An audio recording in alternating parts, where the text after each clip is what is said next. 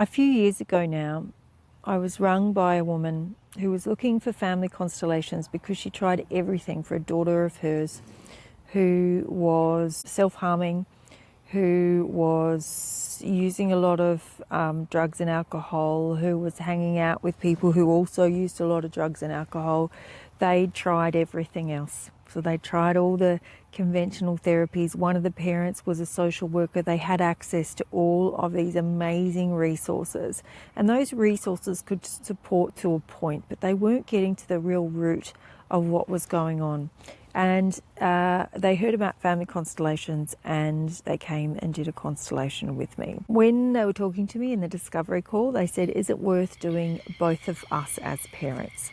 Now, this child was 13 years old, and in family constellations, when the child is under 16, just the parents can come, or one parent can come to do a family constellation in relation to the child. Once the child becomes 16, they need to do their own work. From then on, we hand it to the child to do. I did the family constellation. Both parents chose to come. We did a long constellation on the mother's side, a long constellation on the father's side. And we were doing some great healing down the ancestral lines. But what was really interesting was something that goes beyond my training in family constellations and into the energetics of things. I found a curse in the family system.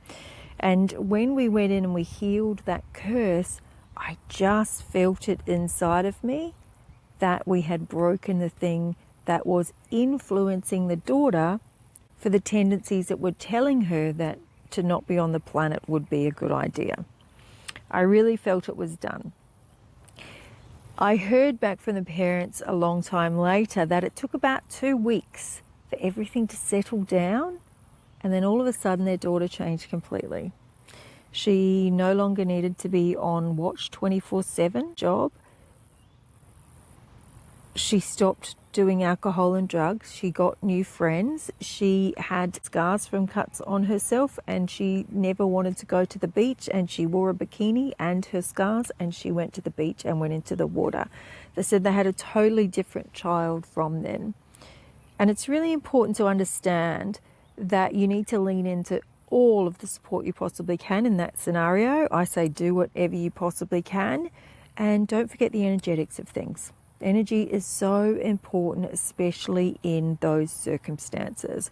So lean into all the resources there are, and there are some great resources out there, but also don't forget your energetics. There is nothing in our biology that tells us we shouldn't be here. Everything in our body and in our existence is geared towards survival. Trauma is an adaptation to something bad that happened to us back then. Our body needed to adapt to survive. So when thoughts and actions are telling us something different, we need to lead into the energetic pillar, in my professional opinion, as well as everything else. Not instead of, as well as. Please don't stop doing what you're doing. As a part of the 4 pillars of the Secure Attachment Code, one of them is energetics, and I have created an online course called Energetic Sovereignty.